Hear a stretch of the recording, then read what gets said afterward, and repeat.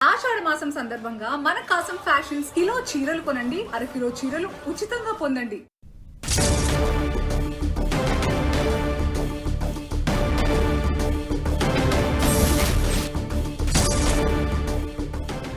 Bulletin లో breaking news చూస్తున్నాం. AP CM Chandrababu hot comments చేశారు. చట్ట వ్యతిరేకంగా ఏం చేసినా ఇకపై ఉపేక్షించబోమన్నారు.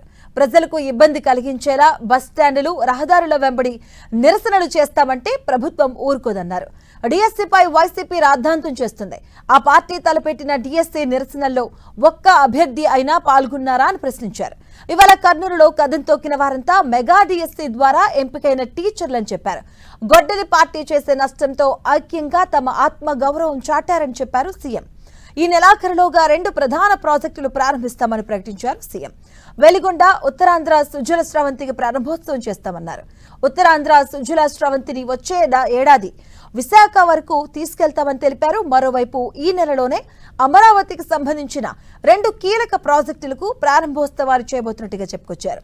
సీడ్ యాక్సెస్ రహదారి ప్రారంభోత్సవంతో పాటుగా ఎమ్మెల్యే ఎమ్మెల్సీ క్వార్టర్స్ ను ఓపెన్ చేస్తా ఉన్నారు. ఆర్థిక వ్యవహారాలపై తాను విడుదల చేసిన శ్వేతపత్రం ప్రజల్లోకి బాగా వెళ్లిందన్నారు.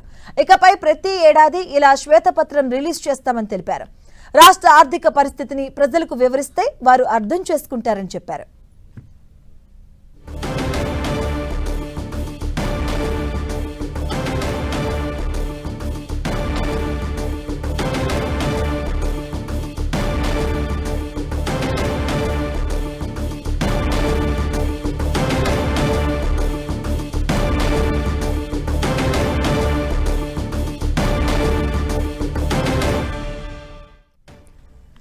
AP CM Chandrababu hot comments చేశారు. చట్ట వ్యతిరేకంగా ఏం చేసినా కూడా ఇకపై ఉపేక్షించబోమన్నారు సీఎం. ప్రజలకు ఇబ్బంది కలిగించేలా బస్ స్టాండ్లు, రహదారులు వెంబడి నిరసనలు చేస్తామంటే ప్రభుత్వం ఊరుకోదన్నారు.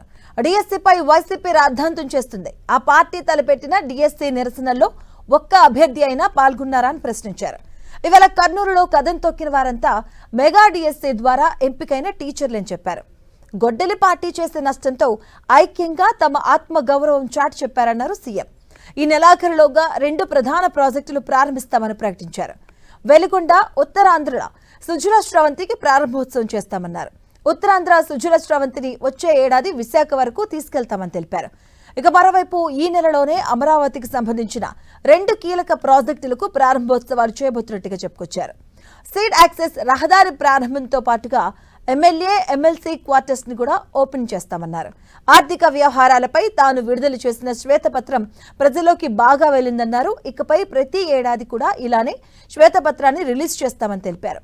రాష్ట్ర ఆర్థిక పరిస్థితిని ప్రజలకు వివరిస్తే వారు అర్థం చేసుకుంటారని చెప్పారు సీఎం.